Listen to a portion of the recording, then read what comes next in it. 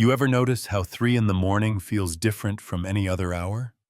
Like the world's holding its breath, and you're the only one awake to hear it. For a lot of older adults, waking up at exactly that time isn't just a fluke. It happens night after night, like clockwork.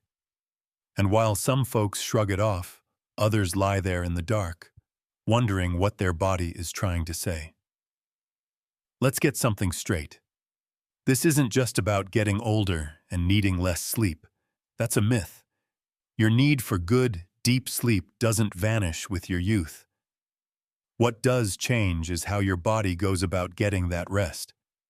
The rhythms shift, the patterns tilt, and sometimes they wake you right when you least expect it. 3 a.m., like an unwanted alarm you never set.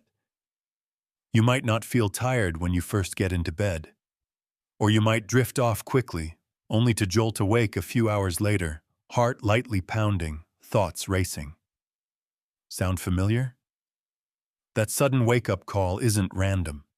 It's tied to changes deep in your brain, specifically your circadian rhythm, the internal clock that runs the show. As we age, the part of the brain that controls this clock, the suprachiasmatic nucleus, starts to lose its edge. It doesn't sync as well with sunlight, meals, or bedtime cues. So while your body still wants 8 hours of rest, it might try to split that sleep into chunks. That's why 3 a.m. becomes a turning point. Your brain thinks it's had enough, even when it hasn't. But this goes deeper than just the science of sleep. Sometimes that 3 a.m. wake-up isn't about biology at all. It's about something weighing heavy on your heart. Older adults often carry more than just physical aches. There are memories, regrets, worries that show up louder in the silence. The world's quiet at 3 a.m., and your thoughts know it. And then there's cortisol. That stress hormone loves to rise in the early hours. In younger folks, it gently increases closer to morning. But in older adults, especially those under stress, it can spike too soon. That jolt in your system can wake you like an alarm clock from the inside out. Not because something's wrong with you, but because your body's trying to stay alert, even when you wish it wouldn't. Now here's where it gets more interesting. Not all 3 a.m. wake-ups are created equal. For some, it's a sign of insomnia. But for others, it's a red flag for something deeper. If you often wake up anxious, sweaty, or disoriented, it could point to sleep apnea or even nocturnal hypoglycemia, low blood sugar in the night. And both are more common as we age. Take sleep apnea, for instance. It's not just snoring. It's your body stopping and starting its breath without you knowing. And each time your oxygen dips, your brain jolts you awake. It doesn't always wake you fully, but enough times, and your body starts expecting it, like a guard on patrol. 3 a.m.? Time to check the perimeter. And with low blood sugar, especially in folks with diabetes or those skipping meals, that wake-up could be your body saying, "Hey, I need fuel." Sweating, shaking, confusion, these aren't just quirks. They're messages, your body's way of asking for help. But let's not get too grim. Because waking up at 3 a.m. can also be manageable, even fixable. And knowing what's behind it is the first step. Sometimes the culprit is as simple as too much light in the evening. That blue glow from your TV or tablet? It tricks your brain into thinking it's still daytime. So your melatonin, the sleep hormone, gets shy. It holds back. Then by the time it kicks in, you're already on your way out of dreamland. Or maybe you're drinking too much water close to bedtime. Sounds innocent. But even one extra trip to the bathroom at night can shift your sleep stages. The older bladder doesn't hold like it used to, and neither does your sleep continuity. Let's not forget medication. Plenty of prescriptions list insomnia or sleep disturbance in tiny print on the bottle. Beta blockers, steroids, antidepressants. They can all stir your sleep soup in strange ways. If you started waking up around 3 a.m. after a new med, it might not be a coincidence. But here's a thought. What if your 3 a.m. wake-up is trying to tell you something good? Sounds odd, I know. But in ancient traditions, this hour wasn't feared. It was respected. Some cultures called it the hour of the soul, a sacred time when the veil between the physical and spiritual thins, when thoughts flow freely and creativity stirs. Now, I'm not saying everyone who wakes up at 3 should start writing poetry or solving mysteries. But if your mind feels active, not anxious, maybe lean into it a little. Keep a journal by the bed. Jot down what surfaces. It might be dreams, or memories, or something you didn't realize you were holding on to. That's not a curse. That's a window.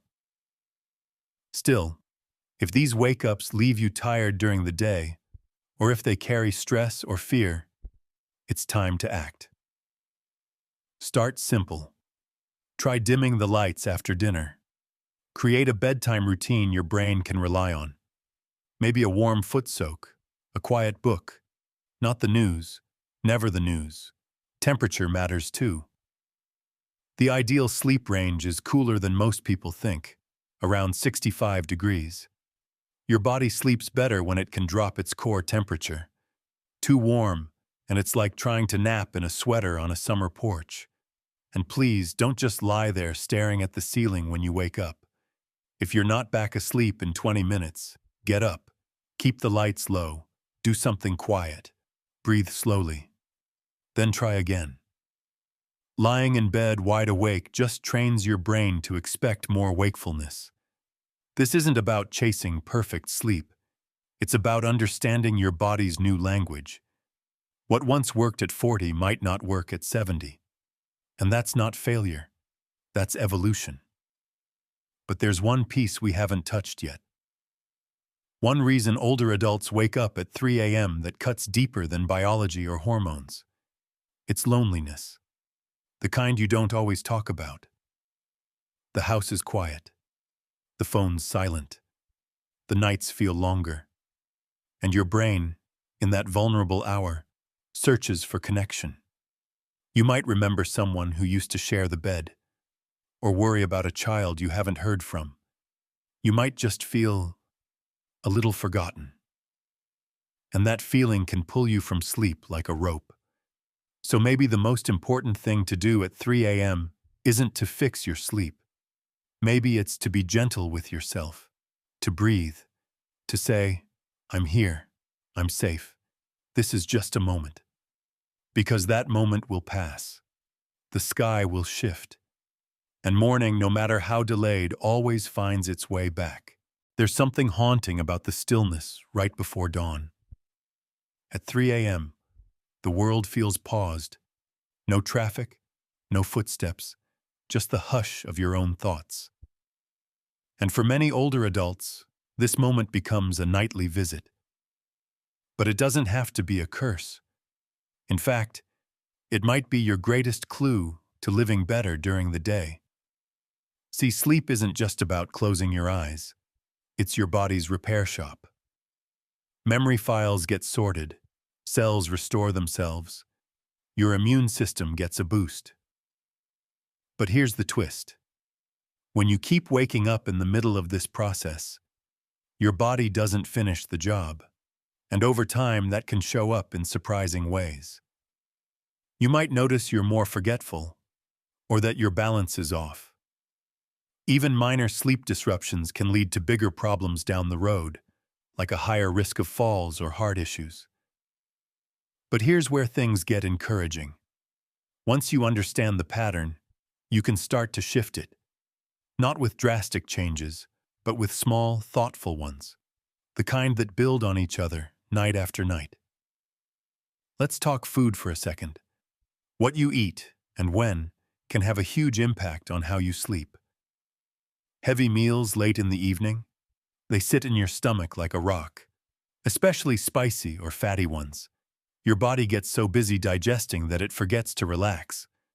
That can lead to acid reflux, which tends to show up just as you're sliding into your deepest sleep stages. And guess when that often happens? right around 3 a.m. Instead, try making dinner the lighter meal of the day. Eat a bit earlier, maybe around 5 or 6. Let your body wind down. If you need something later, a small snack with protein and complex carbs, like a bit of oatmeal or yogurt, can actually help stabilize your blood sugar through the night. Then there's movement. Not intense workouts before bed, but gentle daily activity. A morning walk, some stretches in the afternoon. It helps set your circadian rhythm, that inner clock we talked about. Think of it like tuning a piano. The more consistent your activity, the more in tune your sleep becomes, and sunlight matters more than you think. As we age, our eyes become less efficient at absorbing natural light. That light is what tells our brain to stay awake during the day and get sleepy at night. So if you're indoors most of the time, your clock gets fuzzy. If you can, spend at least 20 minutes outside each morning. Even cloudy light counts. Now here's something that might surprise you. Naps. A lot of older folks rely on them, especially after a poor night's sleep. But long naps, or ones taken too late in the day, can backfire. They steal energy from your sleep drive, making it harder to fall and stay asleep later. If you must nap, keep it short, 20 to 30 minutes. Before 2 p.m., that way your nighttime rest doesn't get hijacked. Let's circle back to the emotional side of things. Because waking up at 3 a.m. isn't always about your body. Sometimes it's your spirit. Grief has a way of sneaking in during the quiet hours. Loss doesn't keep a schedule. And even when you think you've healed, it can tap you on the shoulder when the world is still. This is especially true for older adults who've outlived loved ones or who live alone. That sense of disconnection can grow louder when there's no one else around to quiet it. If that's you, know this. You're not alone in that feeling, and there are ways to soften it. Sometimes the answer is community, a phone call in the morning, a regular lunch with a friend, a hobby group, even online. These small anchors in the day give your mind less reason to stir at night. They tell your subconscious, we're not isolated, we belong. Another tool? Mindfulness. Not the trendy kind you see in magazines, but simple, grounded practices, like breathwork, or guided audio meditations designed specifically for seniors. There are programs made for easing nighttime anxiety, and many are free. Just listening to a calm voice, reminding you to breathe, can pull you out of that spiral at 3 a.m. Now let's not forget about alcohol. A glass of wine with dinner might feel like it helps you sleep, and at first, it might. But as the night goes on, alcohol disrupts your deep sleep cycles. It can make you more likely to wake up around, you guessed it, 3 in the morning. So if it's become a nightly ritual, try scaling back. Your sleep might thank you. If you've tried all this and still find yourself staring at the ceiling every night, don't be afraid to talk to your doctor, not just for pills, but for a real conversation. Sometimes sleep disturbances point to thyroid issues, mood disorders, or even early signs of cognitive decline. Getting ahead of those patterns can make a huge difference. And here's one last twist in the story. Some researchers believe that waking up in the middle of the night might actually be part of our natural rhythm, something called segmented sleep. Back in pre-industrial times, people often slept in 2 chunks. They'd sleep for 4 hours, wake up for 1 or 2, then sleep again. During that middle hour, they'd reflect, pray, talk, or write. It wasn't a problem. It was just life. Maybe what's unnatural isn't your 3 a.m. wake-up, but the pressure to sleep like you're 30 again. Maybe instead of fighting it, you could soften around it. Make peace with it.